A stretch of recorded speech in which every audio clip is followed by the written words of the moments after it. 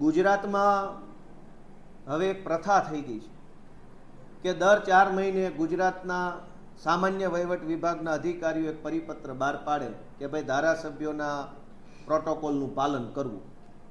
મને એમ લાગે છે કે દર 4 મહિને આવો પત્ર કેમ બહાર પાડવો પડે? હજુ હમણાં થોડાક મહિના પહેલા જ મુખ્યમંત્રીશ્રીએ પરિપત્ર બહાર પાડ્યો હતો કે દરેક અધિકારીઓએ ધારાસભ્યોના ફોન ઉઠાવવા.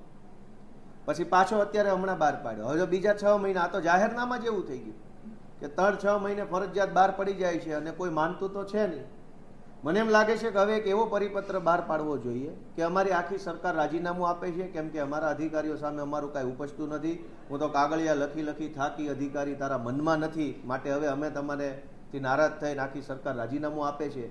એવી એક જાહેરાત કરી દે એટલે ઘીના ઠામમાં ઘી, તેલના ઠામમાં તેલ પડી જાય. રોજ ઉઠીને શું કકળાટ કરવાનો? 30 વર્ષથી ભાજપની સરકાર છે અને તમારા અધિકારને તમારે કાગળિયા લખવા પડે નરસિંહ મહેતાની હુંડીની જેમ? એ ભાઈ અમારો ફોન ઉપાડજો, એ ભાઈ સાહેબ બાપા, એ કલેક્ટર કાકા અમારા ધારાસભ્યને ફોન ઉપાડો ને પ્લીઝ, અંકલ, એડિશનલ કાકા, કમિશનર, સીપી, નાયબ સચિવ શ્રી, પ્લીઝ પ્લીઝ પ્લીઝ. આવું કરવું પડે ગુજરાતમાં?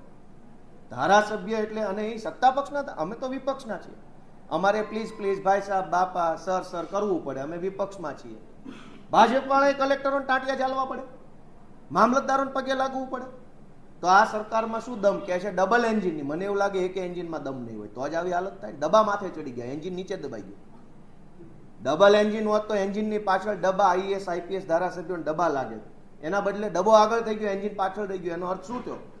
કે ડબ્બો માથે ચડી ગયો, એન્જિન ખરાબ થઈ ગયું. હવે આમાં અમારે શું બોલવાનું વિપક્ષ તરીકે?